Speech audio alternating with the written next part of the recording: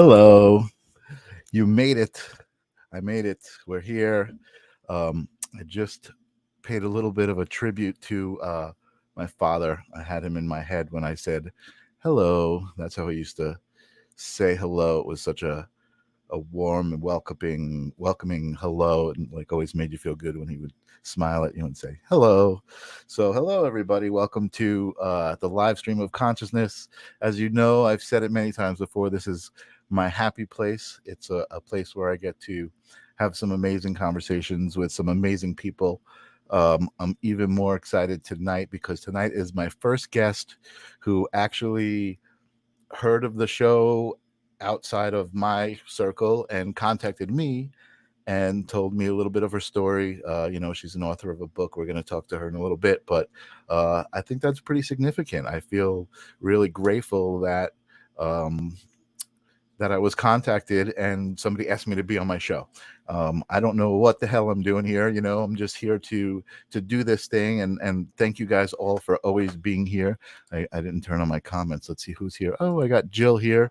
I got Lily here saying it's happy place time. Awesome. Welcome, you guys. Thank you so much for always being there for me. Um, I also had an amazing experience last night. I want to talk about briefly, which was with Linda Newson, who I really should have on the show. Um, and she is a good friend of mine. I think I may have spoken about her before. And it was International Overdose Awareness Day.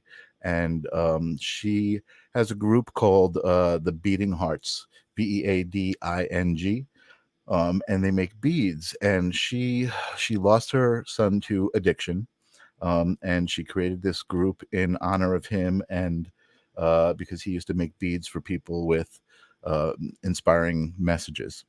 And so that's what this group does. And it was like a way for these bereaving moms to kind of pay tribute to their loved ones, and it was just amazing. Marianne, nice to see you. So I've been friends with her for many years, and on International Overdose Awareness Day, they go out to Smith's Point to the dock, and they write messages on big elephant ear leaves, and they walk to the end of the dock one by one, and they cast off their messages to their angel. And wow, I'm getting emotional. Um, I was telling the story to Annette, and it was interesting. I was originally hired the first year to document the event, and I didn't realize how powerful and healing it would be for me. I mean, I literally, it was like it was its own awakening the first time. It was like I got to be there with each person or each couple as they cast off their wish or their prayer to their loved one, and spend that moment with their loved one. I mean, they were literally conjuring their loved one up at that moment, and I was there to witness it and feel it, and it was feeling it now. Really powerful stuff. So I just wanted to. Oh, so let me get to the story now. Somebody came up to me and said, "Hey, are you Michael Zinn?" And I said, "Yeah, I am." And I didn't recognize this person. They said, "I've seen your show. I've seen your podcast." And I was like totally blown away. So I have to express a lot of gratitude tonight, before I get to my guest, to all of the people who have been here since the beginning and come religiously to listen to these amazing conversations and contribute. And I can't say enough. I got to be grateful for Linda. Jill, who's one of the viewers, replaced my bracelet. I had lost it. I think I showed this to you guys. She made this for me, and she replaced it, and also gave me something that was also very significant. So she gave me this little intention medallion. I'm sure you can't read it, but maybe you could read it there.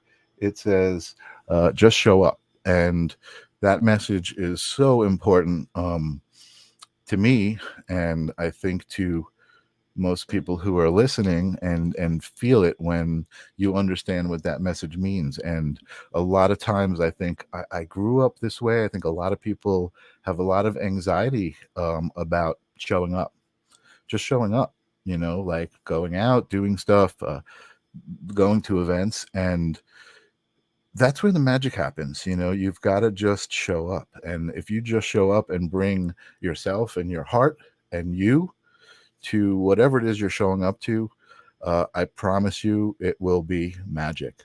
And that's all I want to say. I don't want to babble on forever, but I just felt the need to express something kind of spiritual and that most people can relate to. Thank you, Lorene. Just show up. Totally. So let's get on with the show. Tonight's guest contacted me through a group called the Spiritual Billionaires. I don't know if you guys are familiar with that group. That group is run by Karen Garvey. She has weekend conclaves called the Spiritual Billionaires, where she handpicks uh, people. I think we spoke about it on the episode that she was on, and it's just amazing. And it grew into this bigger community of people who just understand how rich they are by being grateful for the moment, what they have, who they are, where they're at. That's what the Spiritual Billionaires is all about. So, Marianne, I'm sorry, Annette. I'm looking at the chat. Annette contacted me. She's a part of the Spiritual Billionaires group, and she contacted me and said, "Hey, I wrote this book. I've seen your show on the group, and Karen said get in touch with you, and she got in touch with me, and of course her story is amazing and totally relevant to what we talk about here all the time. So it was perfect, and again, I'm so grateful that this has grown into that thing. Oh, I don't think I even finished the story. Oh, I did finish the story. Somebody saw the show. Okay, I don't know where my head's at. I'm gonna just get to my guest. I've been saying Annette Marinaccio all week because I had a girl named Marina who I photographed way back, and Marinaccio has Marina in it. The first part of Marinaccio, and that's how I remembered it. I was like Marinaccio. So I want you guys to welcome uh, Annette Marinaccio to the show. What's up, Annette? How you doing? Hi, how are you, Michael? Thank you so much for having me here. I'm very excited to be here. Oh, thank you so much for being here. I'm super excited that you contacted me, and I was super excited about your story because it is totally relevant. It's like actually very specific to what we talk about. The name of your book is Your Soul Focus. I'm going to give you a little bit of time to talk about what it's all about, where it came from, but I am going to kind of put you through the initiation of the live stream of consciousness. What's up, Mike? Good to see you there, man. Very good to see people showing up, just showing up. Uh, Leela is welcoming you, Annette. Thank you. Leela, I keep calling her Leela, but her name is Lily. Her name's Ninja Kitty, really. But anyway,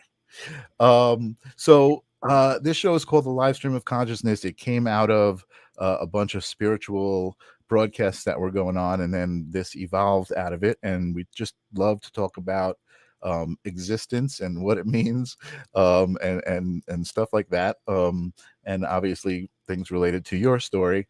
But the first question I ask everybody is to give me their definition of consciousness. What is consciousness? Oh, that's a great question, right? Because consciousness is, I mean, it's really your soul. So it's feelings, it's thoughts combined. So I mean, the simple answer is consciousness is your soul. Your soul lives on. Consciousness lives on. So Mhm, yeah. mhm, mhm. Totally good answer. Nobody's ever put it, I think, so straightforwardly like that. But it's totally correct. It nails it on the head for me, and I think it coincides with every other answer we've gotten here. It's great.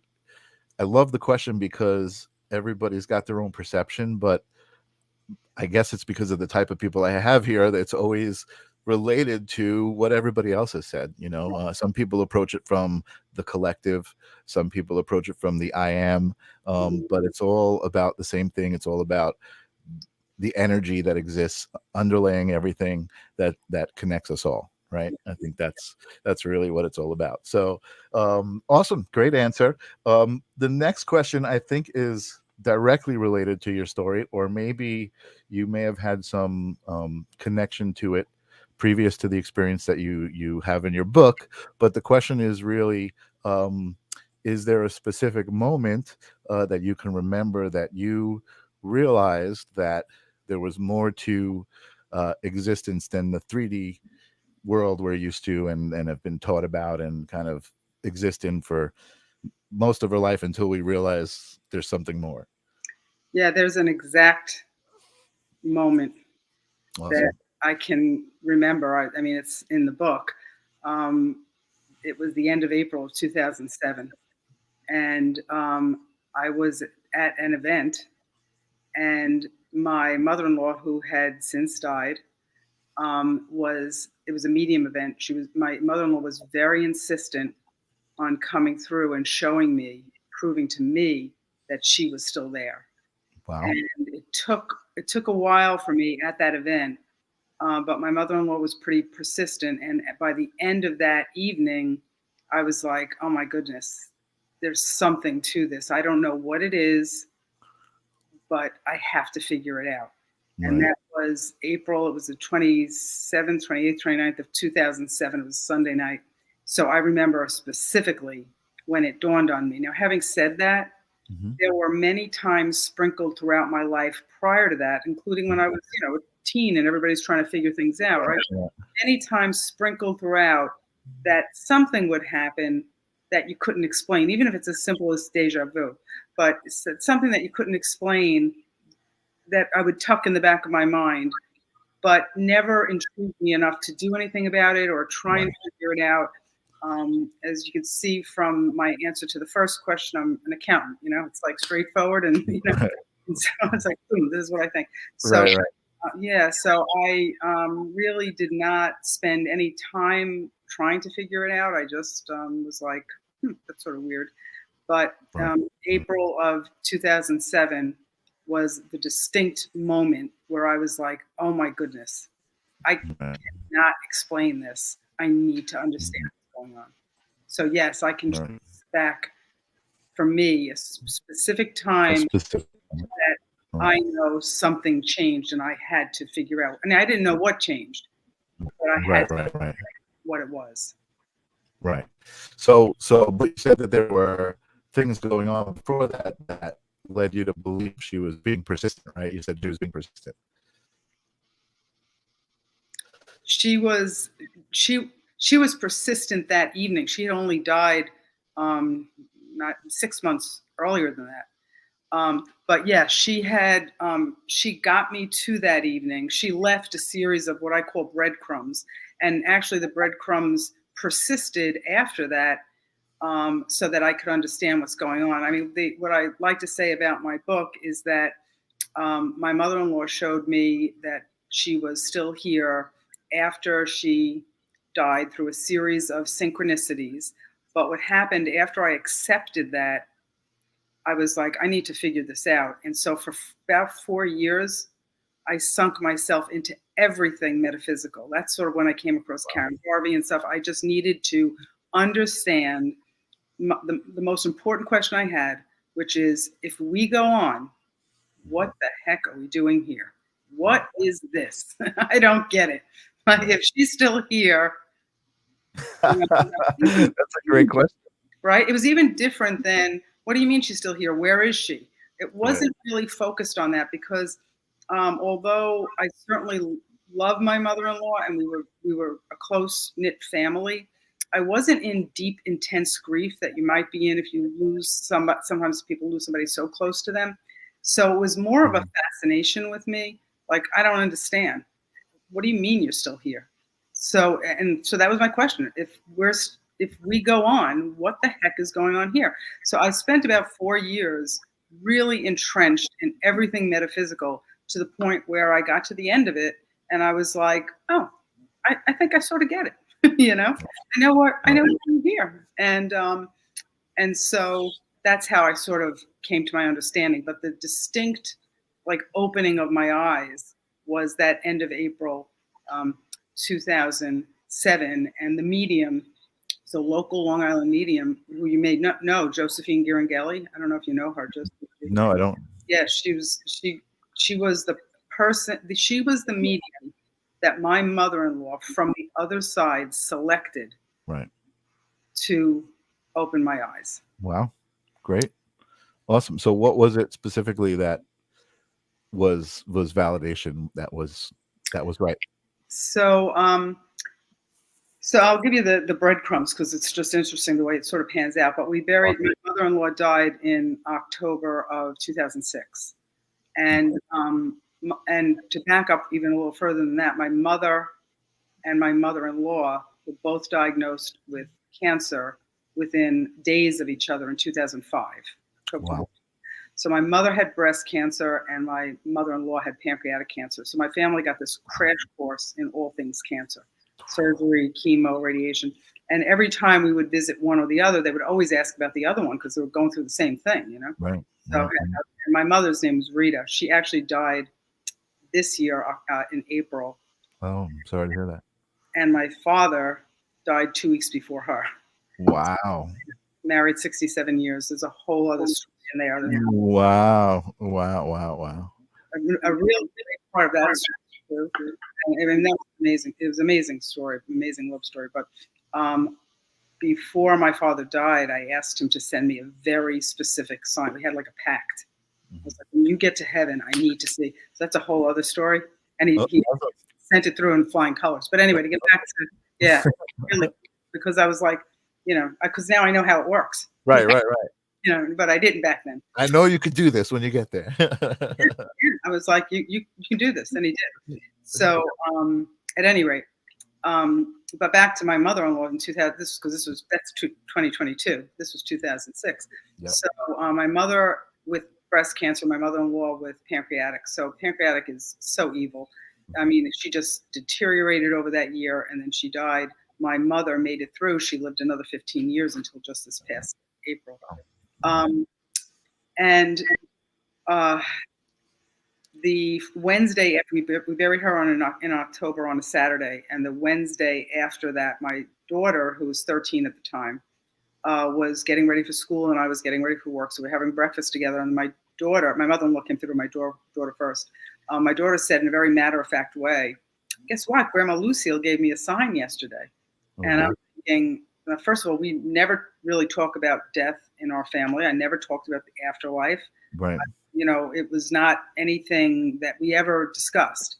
So I think it's sort of strange that she even was so matter of fact about it. But how old was she at the time? 13. Okay. So I was just listening, and I was like, "Really? What kind of a sign?" And she said, "Pom poms." And I was like, "What do you mean?" And I'm thinking to myself, "What the heck?" You know.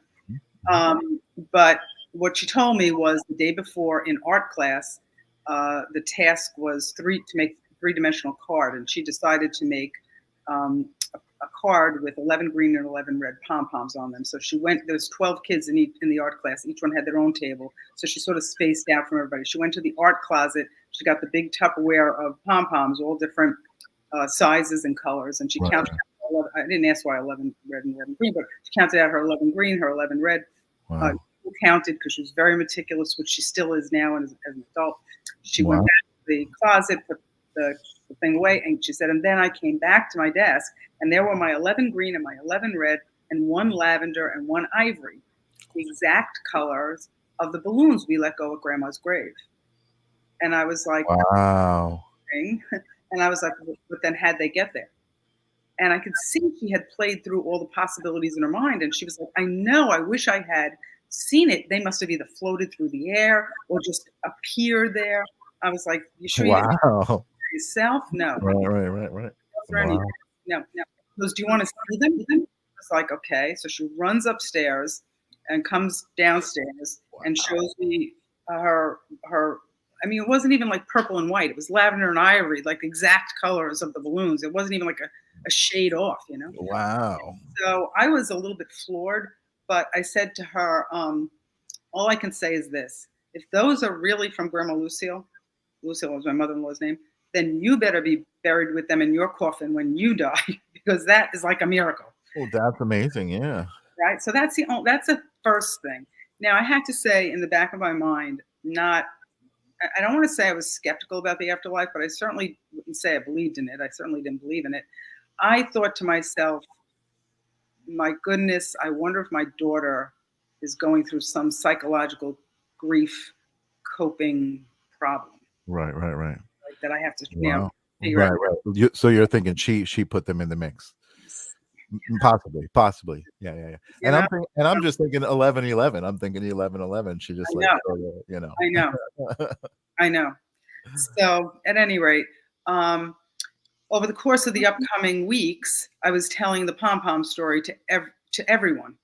I mean, I was probably at the same. I saw Marianne Faulkner's name come up. Marianne and I worked together years ago. Oh, okay. So yeah, I was probably Welcome, Marianne. welcome, Marianne. And I was, just telling everybody I ran into this Yeah. this pom pom story. And then the next breadcrumb was I was telling a girlfriend of mine who's my friend for at least 10 years, and she's still my friend. Right. And she listened to my whole story.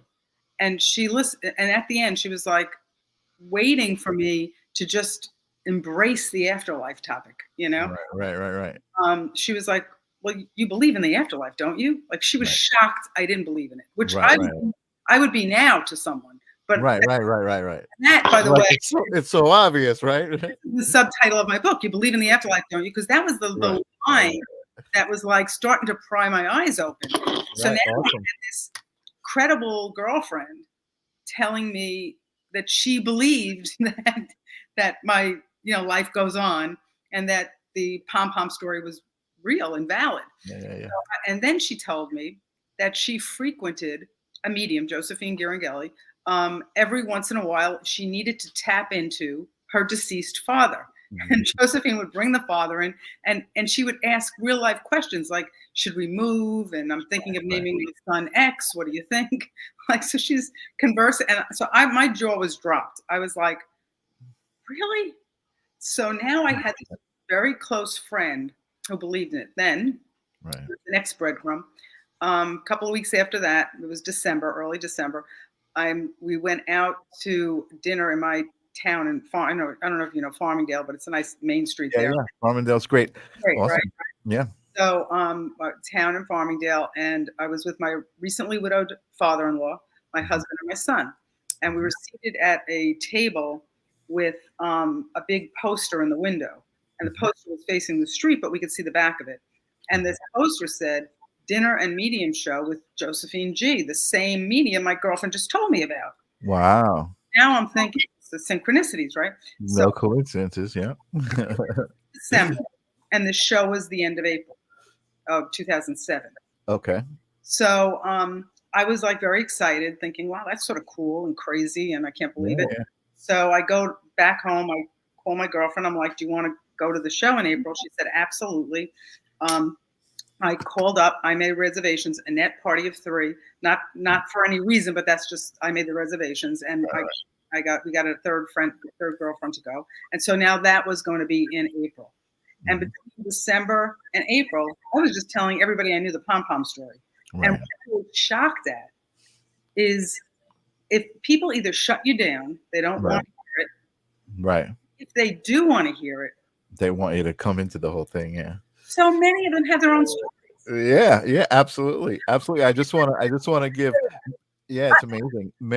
Marianne is out there saying she loves the story of the pom poms. I know she misspelled it into pompous. And I want to also welcome Michael. Welcome, Michael. Michael is going to be a guest on the show in a few weeks, and he's been coming and listening to the show and loving the discussion. So thanks for being here, Mike. Thank you. It looks like we've got Scott King here, who is in London. So that's really exciting. Scott King is a male fitness bodybuilder who I shot because I'm a photographer. So I did some photographs of him. I posted one recently on Facebook, and I think that might be why he dropped in. And Mike Porter is out there telling me to call him. I will call you, Mike Porter, for sure. But I really appreciate everybody being there. And this story is so freaking awesome. I'm so excited that you're telling this to us. Now, you're not giving away your whole book, are you? Something very early on. Very early on, I did a YouTube interview with a wonderful woman, Sandra Champlain, and she gave me great advice. Don't worry about sharing. I'll share everything in my book. And if people want to get the book, great. And if they don't want to get the book, that's fine. But, Thank you. That is great advice. She Wonderful. said, undersharing is a typical concern. People say, I don't want to give everything away. Right. And I don't mind. I'm like, we're here to share. That's your story is going to touch someone, then you want them to get it and feel it, right? And I mean, my purpose is to have more people understand that we go on and live a more rich and full life, because like yourself and Karen Garvey, it raises the spiritual vibration of the universe and helps us all, the more of us that understand what's going on. I love it. So yes, this is definitely part of a chapter in the book, but there's a lot in the book anyway. So cool. All right, then give us what you got, because this story is amazing. This is like Jill is saying the book is on the way. Jill is I was talking about Jill, who made me the bracelet, and she ordered the book. She loves all of the people that come on the show and order their stuff, and it's like it's almost like I could like say, hey, I guarantee you'll get a sale from the show. That's wonderful. It's awesome. And I hope she loves the book, and hope it helps in any way, helps the curiosity, or if somebody's in grief. But anyway, and one of the most fascinating stories between that December and April, because I was my background's CPA. I'm a healthcare executive. Right. You were saying you're an accountant, right? In New York. Yeah. And at the time that I was learning about this, I was the CEO and CFO of a major Long Island practice. So I was really ginger about who I told this to. Right. I was very concerned for my reputation. Sure. And I didn't want people to think it was crazy, Sure. Talked about this stuff. But anyway, one of the people I spoke to was one of the healthcare consultants that I was using at my place of employment. And when I told him the story, he said, I'm going to tell you something I've never told anybody, which everybody starts with. I'm going to tell you, because nobody talks about it. Right. I'm talking about. And he said to me that he and his wife were parking in the parking lot of a hospital to visit a sick relative. And he and his wife saw his deceased father, the spirit of his deceased father, at the same time. I was I just got crazy chills. I mean, the story was like nothing compared to what I was hearing. And he was a credible, consultant. That's amazing. Oh my God, I'm turning red. You just gave me amazing chills. That's awesome. That's such a great story. Right. So when I'm here, I'm between December and April. Put on that blue light. Pom-pom story, and I'm hearing example after example after example of we go on. Right. I was like, this is sort of amazing. Anyway, so it's the end of April. So end of April, we show up at the restaurant. It's like a typical scene that you would see on TV, where there's one person with a microphone, the medium reading, and all these people sitting. So, we all maybe 100, 150 people. We all have dinner, and after dinner, this woman comes out, and I'm thinking of it like a magic show. She's going to do tricks, Right. I still don't, even if we go on, it doesn't make sense to me that she knows the whole thing didn't make sense.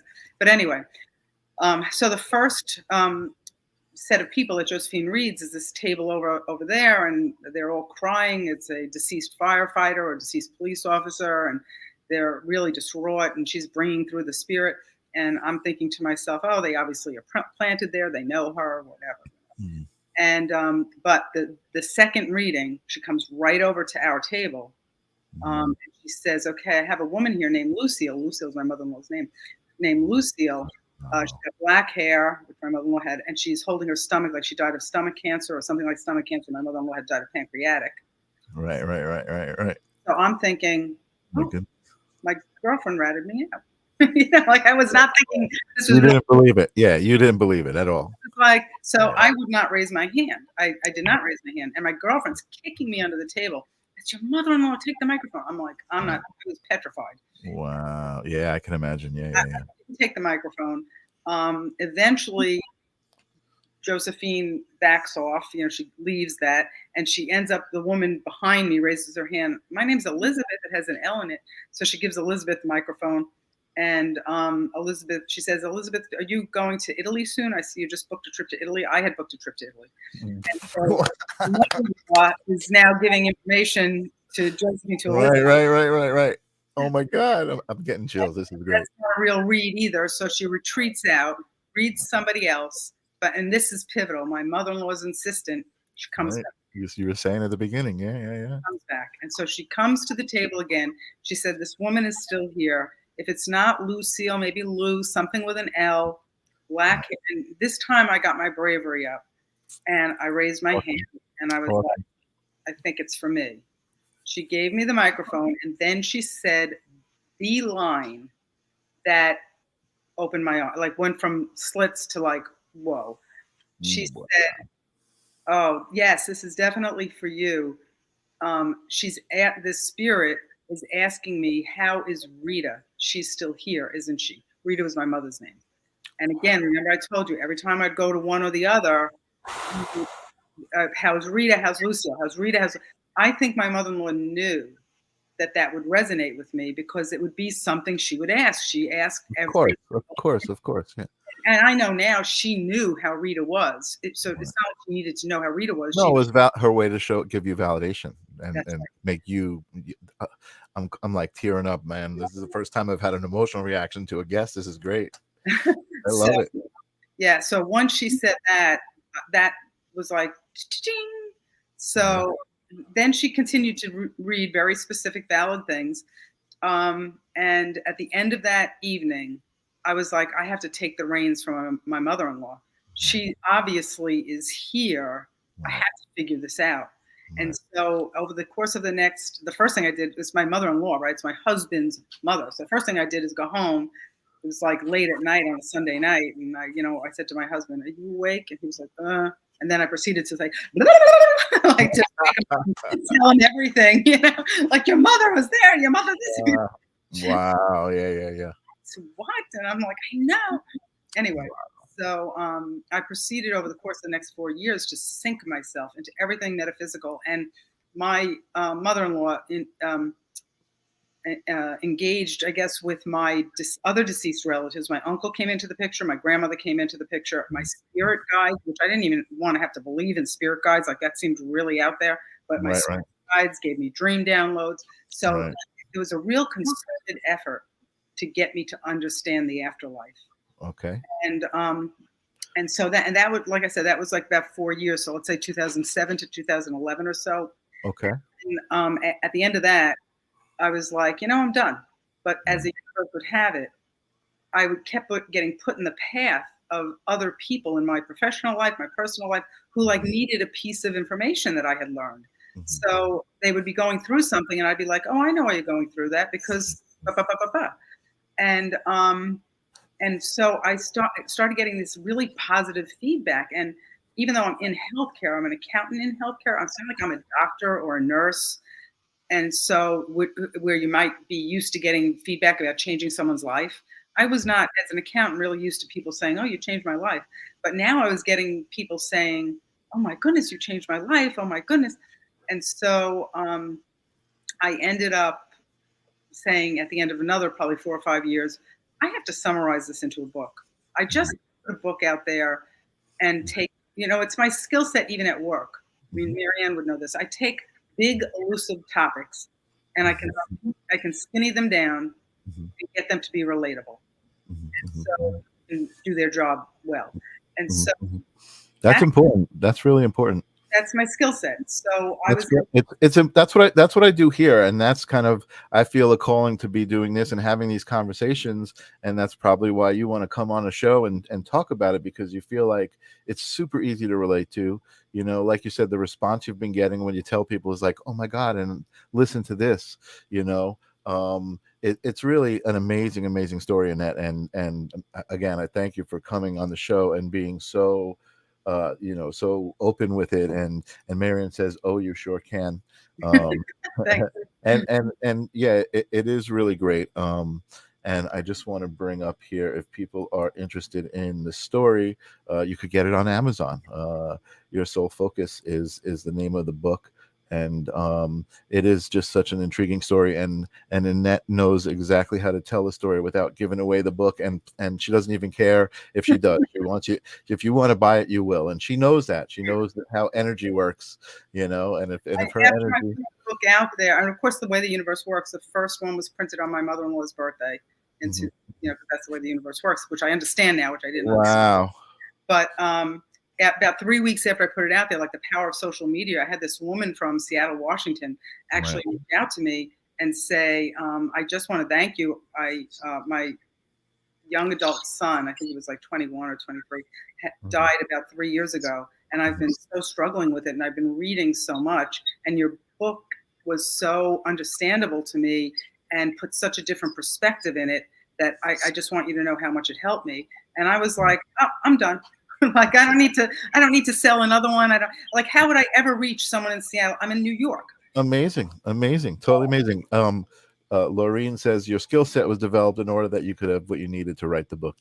Yeah, that's a great point, Lorraine, because I have to say, a girlfriend of mine, after I wrote the book, she said, "Geez, your mother-in-law must have been such a strong person." And I was like, "Well, she was strong, but she wasn't like much stronger than everybody else, I don't think." And Right. then the two of you must have been so close. And I Mhm. was like, "We were close, but I don't know about, like, we were a close family, but I don't know Mhm. about super close." She goes, "Well, why'd she pick you to come Mhm. through to?" And I was like, Mhm. "I don't know." And then Mhm. my girlfriend, after another hour or so, she came back to me. She was like, "Oh, I figured it out.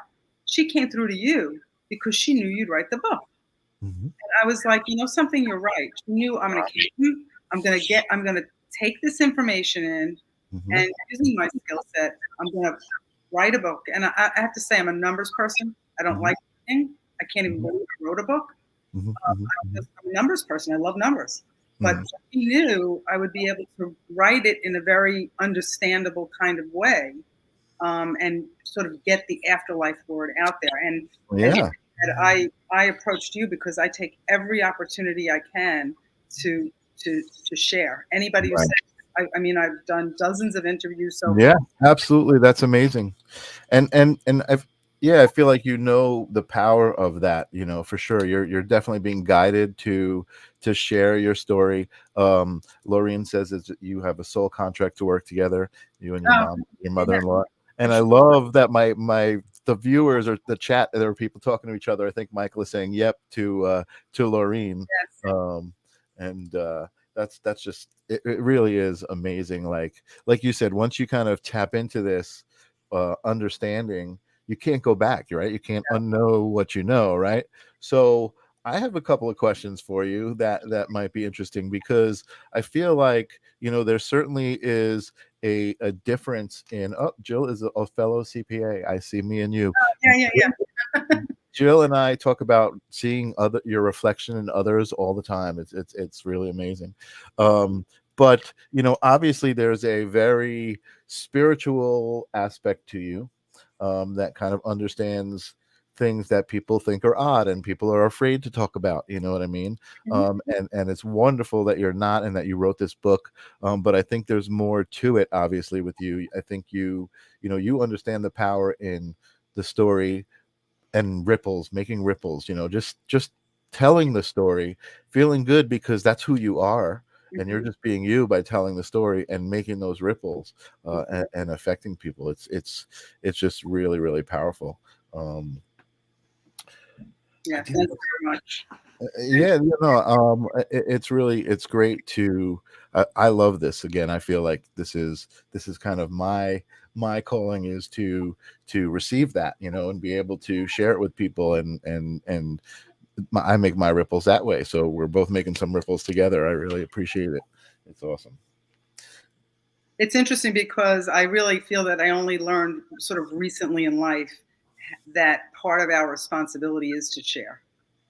And Yeah, I yeah. learned it more once I put the book out there, because now thousands of people have read it, and I've gotten so many people Mhm. saying, "Oh my goodness, thank you so much, you helped me," and you Right. know, so all that praise that I'd gotten sort of one on one in the workplace or in my private life, personal Mhm. life, I now have because of social media, like even Right. people all throughout the world.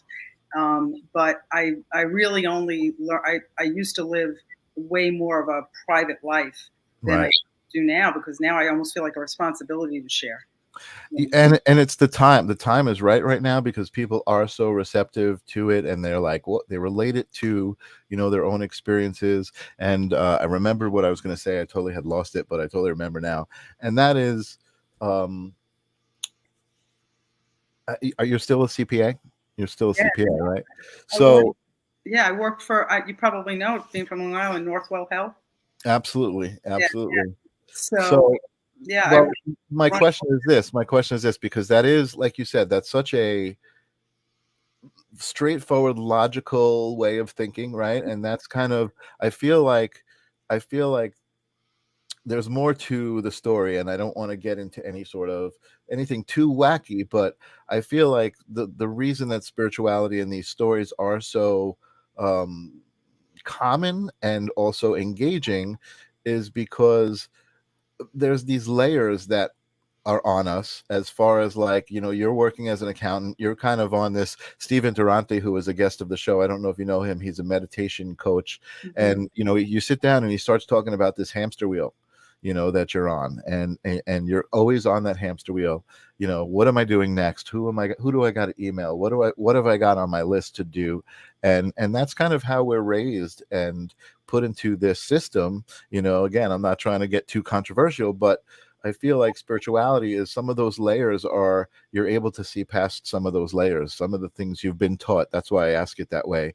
That you've been taught this three-dimensional life that we live in is it's very specific and very convincing. But again, once you see past it, you understand that there's more to it. So how has that affected your life as an accountant, and your life in the corporate world? So because I love numbers.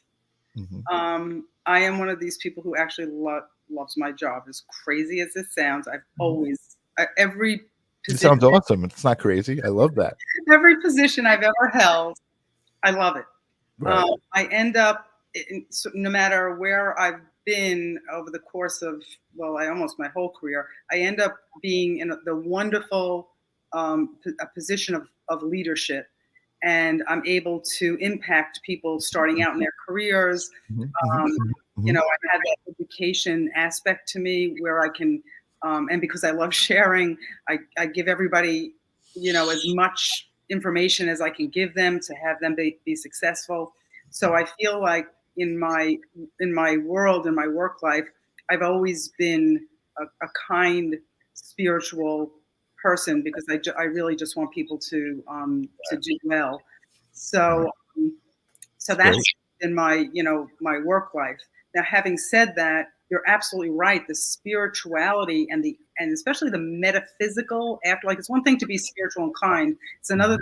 thing to believe in metaphysics and astral projection and the afterlife and those kinds of things.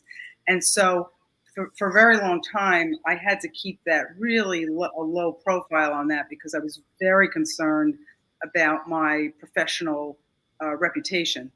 Mhm, And it mhm, wasn't until very recently, I put the book out recently, that mhm, I got to the point in my life where I said it's more important for me to put my book out there, mhm, and it's what it is. If people, you know, if my current employer feels that this is inappropriate and I end up getting knocked down the totem pole, and so be it.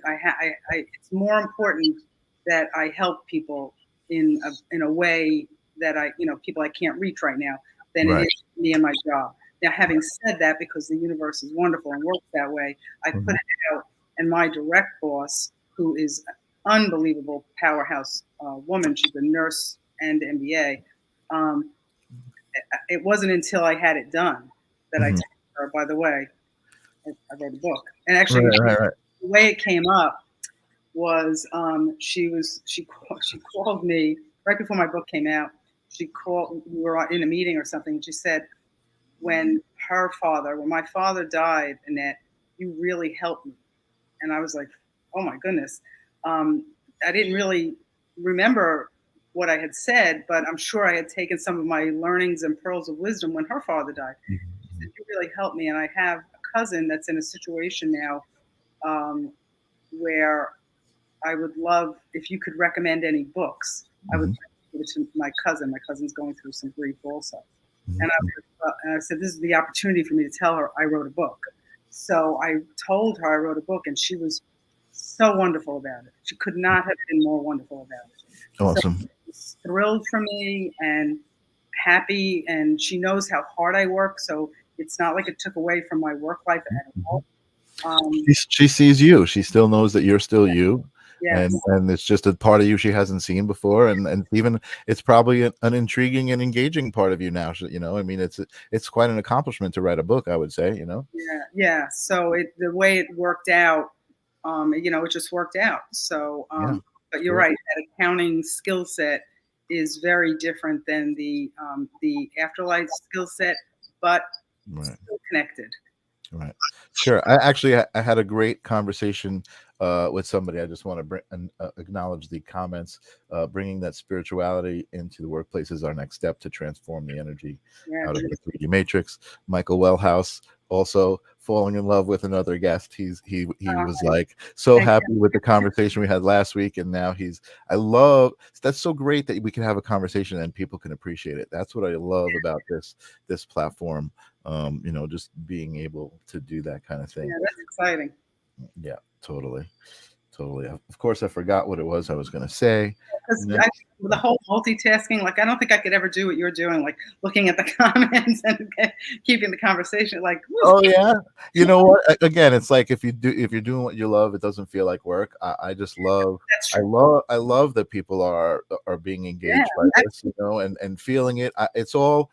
It's all energy to me. You know what I mean? It's like I talk about all the time, energy exchange. Like right now, what's so cool about this moment right now is me and you are having our own energy exchange, right? Me and you are talking about your story. I'm receiving it. You're telling it to me. But there are other people watching who are also receiving that energy. There's going to be a replay, so like people are going to see this, and it's just amazing how this works. And I'm just like. I'm trying to be an energy generator, Yes. So I appreciate you being here. This story is totally amazing. So I was going to ask you a question. I have so many questions. I guess it's just really about the difference in life and what spirituality has brought to you, but I want to hear more of the story. Is there more? There's got to be more to it. I mean, absolutely. I mean, so after I accepted the fact that my mother-in-law still is here, like I said, I spent about 4 years learning everything metaphysical, and one of the biggest things I learned, because again, my question was, if we go on, what are we doing here? One of the biggest things I learned is that here is this teeny tiny sliver of our soul's journey, path, existence. So on, we come back, we go on back. I did not want to have to believe in reincarnation. Now I understand it's a fact, you do reincarnate.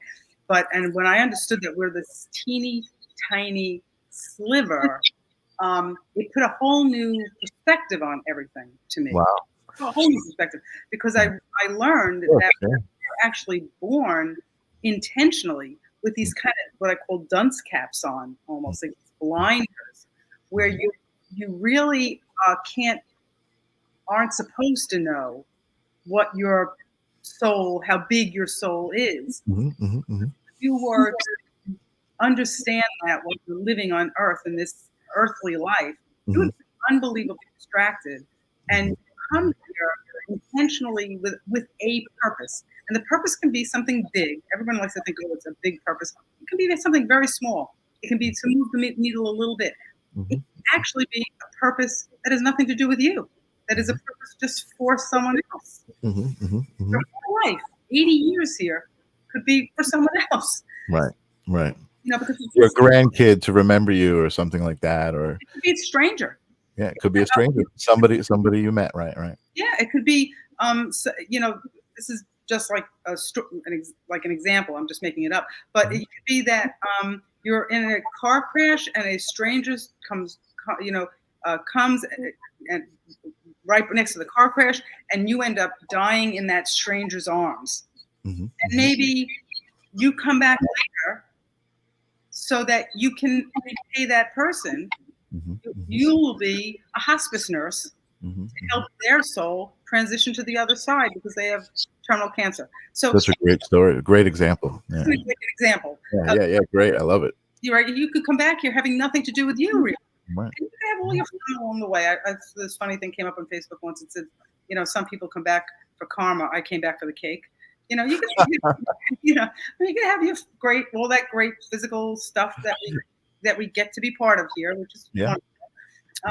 But really, we all come here with a purpose.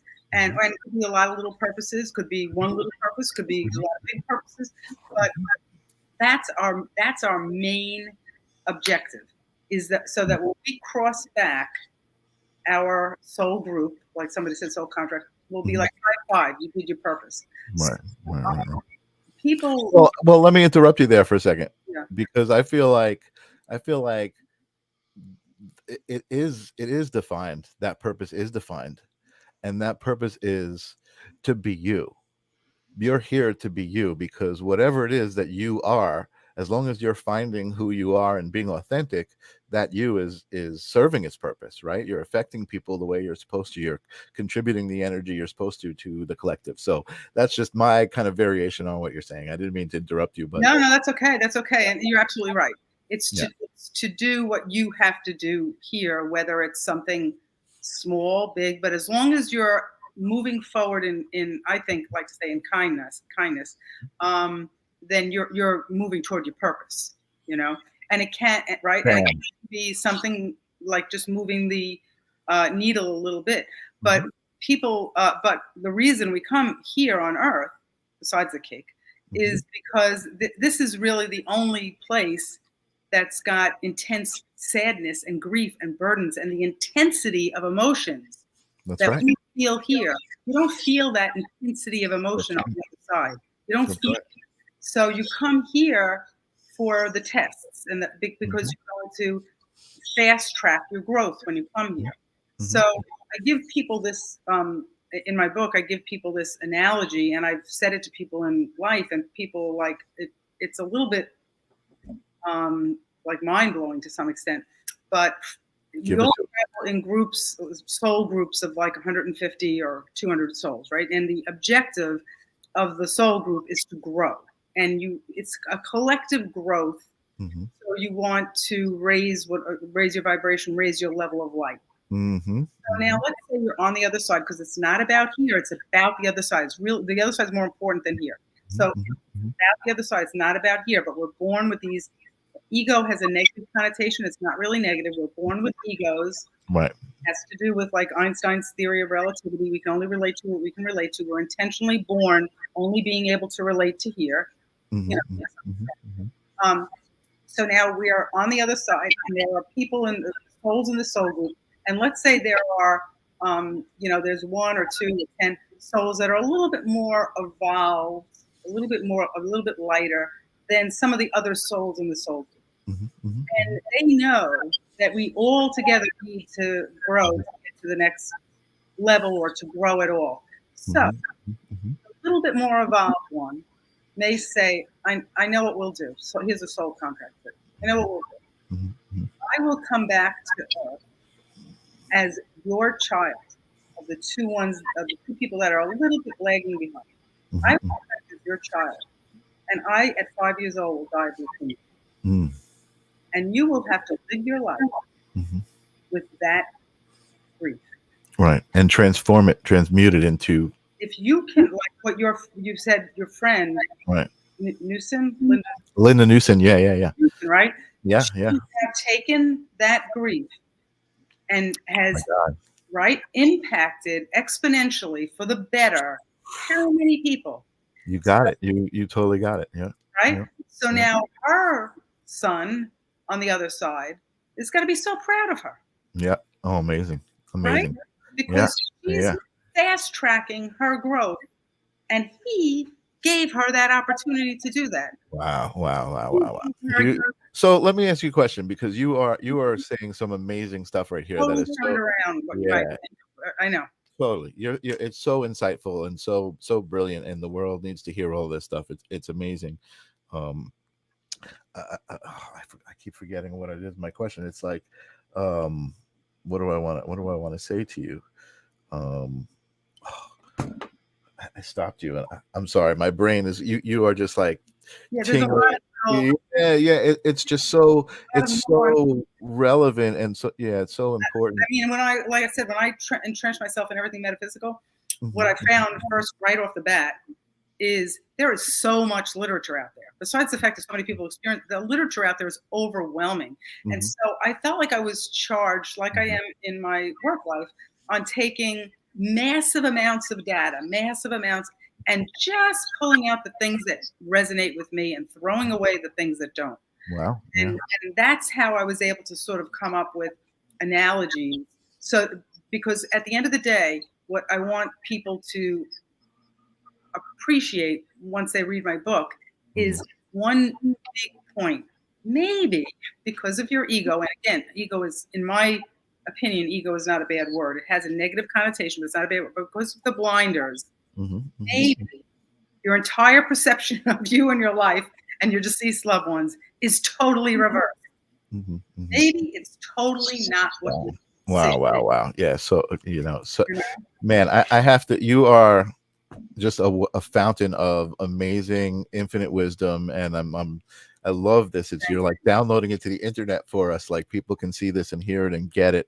I just have to acknowledge my amazing viewers out there who are interacting with us. Michael Wellhouse says he's a non-denominational Christian minister, and he loves that we are focused on spirituality rather than religion. Annette is deep. This is so good. You know something? I want to say something about that. Yeah, I great. think spirituality, common spirituality, is the new religion. Hmm. Hmm. Because as the internet has become more pervasive and people are Yep. more connected all over the world, Yep. religion, traditional religion, Hmm. holds a different place in people's lives. It still Hmm. holds a place, Hmm. but Hmm. it doesn't have the same level of power Right. when you're in a community and you're insulated. Right. And so, to some extent, this common non-denominational spirituality is its own new religion. That's Absolutely, absolutely. Michael is going to be a guest on the show, and I cannot wait to speak to him because he's a theologist. He's yeah, deeply rooted in the religious aspects of spirituality. But the show isn't spirituality versus religion; it's spirituality and religion and how they work together yeah. and how the commonality between them. I can't wait to have that show, Michael, with you. And thank you so much for being here and contributing your love. Michael is all about love. We have conversations about this when we met. We both knew that we were put on this earth to generate love and share it with the rest of humanity. So that's why we're friends, and that's why we talk, and that's why he's Love, here. friends. Yeah, yeah, yeah. Laureen is saying she loves cake. We were talking about cake before. She says purpose can be as simple as making a simple statement or gesture of kindness that one person that you may or may not know could hear that changes their life, and it's Yes, just so true. yes, It's so true. Jill is saying if we knew the answers, it wouldn't be a test. That is also the truth, yes. and that's why we're here figuring it all out. And I think part of the cool thing is figuring out how to take that test in complete joy and gratitude, and be grateful for the test. That was actually something. One of the things I was going to say to you earlier was I'm going to take a stab at saying that you live with gratitude. You are Oh, definitely understanding gratitude. oh You yeah. I actually always have. Yeah, Even before I knew about the afterlife, yeah, I've always been very, very blessed and very grateful. Grateful. yeah. There's only a few things that you need to kind of understand, and I think those are the keys to open up everything else, and that is love and gratitude, humility. A few things that are just, ego is not a bad thing, but if you understand humility and what your ego is there for, Right. it's a much different thing than most people let it be. Yes, yes. A Ego's lot meant of to serve the purposes, no doubt about right, it. right, You right. know? It keeps Um, us focused on the what we decided to come here for. It keeps us focused. Absolutely. Laureen is making a comment. Annette is so well plugged in. Great job, sister. Yes. I Thank you. love the divine feminine energy. I have so much respect for it and I love it. Thank So you. it's always welcome here. Jill is saying yes, new way to see grief. And she said something about transmuting grief, totally. Yes. You I got have that section in my book too about grief because what I say is that grief is really wanting what has passed already. That's the wanting that's really it. And so the interesting thing is that we all, even without the loss of someone, we grieve all the time. Like I say in my book, if I think of my kids when they were 2 and 3 years old, 3 and 4 years old, they were so freaking cute. You know, they were just so great. I mean, they were just little teeny little. They're still great in that. They're still great. They're so great, but really, I'm the only one who remembers that, and my husband. Right. They don't remember it. Right. I feel like But they gave you that. They gave you those moments, yes. to look back on and be like, oh, I have this as part of who I am. I have those moments to be grateful for. Right. And in reality, I could lose myself in that grief of not ever having that again. They're never going to be that again. I'm never going to have that again. I'm grateful that I had that, but I'm never going to have it again. And you can get totally lost in that grief, whether it's a past relationship that you're never going to have again, or your current relationship isn't what it was, or you can get totally lost and really grief stricken. And the only thing that sort of pulls, like in my case with the kids, me out of it is the fact that I can see them tomorrow or the next day as adults. But when you lose somebody to the other side, there's really nothing to pull you out of it. The actual grief part of it is the same. It's the exact same. Right. It's deep, intense. I can't have what I had. Right. I'll never have that again. Right. But the problem is, there's nothing to pull you out the other side. Right. Like I said, wait a second. I mean, you're saying there's nothing to pull you out the other side, but you wrote a book about how you connected with your mother-in-law. So didn't that pull you out of that grief? I mean, so that's a good question.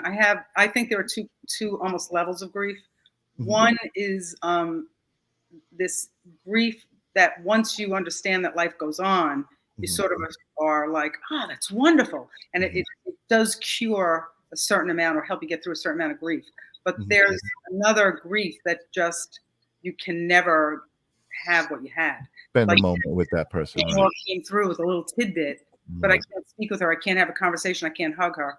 So, and I learned it with my parents. I was going to say my parents died 2 weeks apart from each other in April. Right, you said that, yeah. And it's a whole other story. But they were in at-home hospice. Sister and me caring for them, working remote, caring for them for 3 months. So, and they both died at home, one and then the other. So that's interesting to me also that you're even mentioning that, because it has been mentioned and it has been very significant, the concept of being there at the moment of death with somebody like a mother or a father or a son or a daughter, and having it be such a significantly spiritual moment and not the sad moment that you would think. How was that? How was that moment for you? So I like to say this with regard to my parents. My parents died the way they lived. So my mother and father were married 67 years, and my mother was unbelievably social, wanting to go out, loving people, loving anything having to do with anybody, can talk, over, story after story. Just, she was the light. Everyone was attracted to her, and she was just, a wonderful social being. My father was a real homebody. They were the complete opposites attract. So my dad was a real homebody, and he did not like to go out. He was like a magnet to his home. The second he was out, it was like a magnet pulled him back. He really preferred to be home. So every time they went out, even if they were just coming over to my house for dinner, my father would just sort of patiently wait for my mother to sort of give him the sign that it was time to get going home, because he really wanted to be home. And the second she looked like she might be getting ready to go home, he would put his hat, his coat on, he'd be in the car waiting for her, and she would be with her goodbyes, and then she would be in the car, and he would. So that's how they lived. So and my mother was diagnosed with stage 4 lung cancer in the end of January. So she really wasn't sick that long. She died within 3 months. My father had no acute illness. We're still not sure what he died of. It's like he died of a broken heart, but he died before her. So so what happened was on Saturday, March 26th, or whatever that Saturday was. They were in bed together holding hands, and he got agitated, like at 8 o'clock at night, 9 o'clock. He got agitated. I'm not going to sleep in bed tonight. I'm not going to sleep in bed. My sister and I caring for him, so we were there. And he said, I'm going to sleep in the recliner tonight. Okay, fine. Sleeps in the recliner. And the next day, now my mother is in a hospice, not hospice yet. 2 days hospice is coming, but she's in a bed, basically dying of lung cancer. And non-negative, very, very horrible, horrible situation. Sorry to hear that. Yeah, horrible. But my father, the next day, stopped eating, stopped walking. I can't walk. I don't know why I can't walk. Wow. Became incontinent. So they were connected. He knew. Yeah, they were connected. Got a virus or something? What's going on? Should I take him to a hospital? Then I'm like, oh my God, he's 92. I'm going to take him to a hospital. If he dies in a hospital, she's dying at home. This whole thing is crazy. So when the hospice doctor came for her the next day, I said, can you take a look at my dad and see what's going on with him? Right. The doctor looked at him, evaluated him, and pulls my sister and I aside and says, I don't know how to tell you this, but he's further along in the dying process than your mother is. And we were like, what? he was eating crazy and walking 2 days. Like, what are you talking about? That's crazy. And so hospice came in, 2 hospital beds in the same house. He died in 2 weeks. She was stable during that 2 weeks. The day after he died, her heart starts going, and she dies 2 weeks after that. Wow. So afterwards, I realized that Saturday night, they were holding hands, and their souls spoke to each other. Mm-hmm. He heard her, we're going home? Oh, no problem. I'll get my head. Because he just, boom, slid 2 weeks, and he was gone. He died before we woke up that morning. So 6 o'clock, my sister wakes up, comes running upstairs to me. Oh, my God, I think he's dead. So he died in a very private way. My mother was in the hospital bed right next to him, but neither my sister or I were there. And he was still warm, so he died very recently to that, but not with us there. My mother, and that was a Tuesday morning, my mother on that 2 Saturdays after that, it was about 9 o'clock Saturday morning, my daughter, my adult daughter, came with bagels for breakfast for my sister and I. We knew my mother didn't have long because she was breathing shallow for like a week now. Oh, geez. And what happened was we were sitting in the room where she was now, just one single hospital bed, because my father wasn't there. My mother couldn't go to the funeral or anything, So we're in the room, and my daughter and sister are on either side of her, and my daughter goes to hold her hand. And I was like, can both of you hold her hands? They both hold her hands. My daughter starts crying uncontrollably, like loud. And I was like, something about it shook me. And I was like, let's pray. So we started praying very loud. Our Father, who art in heaven, Hail Mary, full of grace. So we're praying. My daughter's crying hysterical. My mother's had her eyes closed for many days now. My sister is crying, sobbing, also praying. I lean over. I look at my mother. A tear comes down her eyes. Tears coming down her eyes. Then her eyes shoot open. She looks up in the corner. Me knowing about the afterlife, I start, my daughter's crying hysterical. My sister's praying, Our Father, who art in heaven. And I'm like, Mom, go. Dad, grab her. Go. That's heaven. Heaven's there. There's no pain in heaven. Oof. God, gotta go. Go. There's no pain there. Just go. Go to heaven. Go to heaven. You belong there. So the whole scene was an unbelievably intense, emotional 10 minutes. Wow. Yeah. And that's I'm emotional. It's like, it's crazy. Yeah. My mother lived every female energy that she had in her life was in that room. She's got 2 daughters, myself and my sister. She's got 1 granddaughter, my daughter. We have 2 dogs that are females. They were there. None of the male energy. My father was already on the other side. My brother was coming over for the weekend. He missed the death by about a half hour. He was taking the subway, the train. So he missed it. And my husband and my son were not there. So she died with the fanfare and, you know, just like that kind of a intensity, the way she lived. And he died the way he lived. Annette, man, you have been. This has been such an amazing. Where I've been going over the time because these conversations have been great. No, don't be sorry. This is phenomenal. Laureen says this has been a great show. Deepest condolences, but grateful for your recognition of the afterlife. She had to go a couple minutes ago, but blessings to all. And Michael, again, thank you for being here the whole time.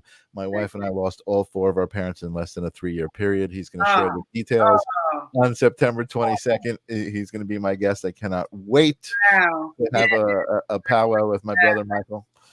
It's going to be awesome. But you phenomenal. Thank you so much for contacting me and being on this show. The story is phenomenal, so tell it everywhere you can. I've got your Soul Focus on the bottom of the screen. If anyone's interested in the book, you can get it on Amazon. Just do a search for it. What's next for you? So that's a great question, because I really feel like I'm done, but I will say one other thing. You're not done. I donated a chapter to a book that's called Gathering at the Doorway. Okay. All the proceeds go to mental health and afterlife, organizations. And this woman, Camille Dan, who's helped me to promote this Streams of Consciousness also, she was in Canada. Her son died. She got about 35 or 40 authors and people, not all authors together, to all donate one chapter. Wow. And like I'm on chapter 6. And that's awesome. And it's all different walks of life from all over the world, and all the proceeds go to charity. So in addition to Your Soul Focus, my book, I have a chapter. I wrote a new chapter in that book also, which we launched in May. And is that about your mother-in-law, or is it about your parents now? It's about how I learned how I learned to act. How I learned to act on things when the universe calls me. You know, I used to be a little bit chicken on that, you know, like a little bit, but now I'm more brave. When I feel that pull from the universe, I do what I have to do. I love it. Yeah. Excuse me. Let me just grab a little sip of water and I can get us out of here. Again, thank you so much for coming, for contacting me, for being here, for being so brave, for I think really also I want to thank you for loving what you do as an accountant and embracing the spiritual side of you as well. I think that's a real achievement in this day and age. There's so many layers of stuff on us, and a lot of accountants probably aren't in love with their job like you are. So you're blessed, and I'm sure you're grateful that you love your job. I loved the aspects that you were grateful for, leading people and helping people and seeing people grow. I mean, those are true spiritual attributes. You sound like you live in your heart, and I think that's why your mother-in-law was so what's the word I'm looking for? What did you say she was? She was diligent in making sure, persistent. I think it's amazing. It's amazing. Next week I have Robin Spieler on the show. Spieler, I'm not sure how to say it. I'm gonna learn next week. But again, thank you so much for being here. Any words of wisdom for our audience before I play the outro? I like to end on one thing, if I may, and that's in terms of people living their life. If people can lose the feeling associated with the word compare, we'll all be better off. That's like a one tidbit. And I'm not talking about comparing yourself to others. Love that. But don't even compare yourself to what you used to be. Right. Don't compare yourself to what you thought you would be at this point in your life. Just lose the feeling around the word compare. And everybody. I've never heard that. Such great advice. I've never heard that advice. Thank you so much for it. I see a couple of comments popped up. I got to go to a different screen before I play out the Marianne. She's still with us. She says, thank you. Fantastic show. And Michael says, you are awesome. Thank you. Which you truly are. Thanks for being here. Thanks for being here, everybody, and co-creating and listening to this amazing story. I will see you guys next week. Peace.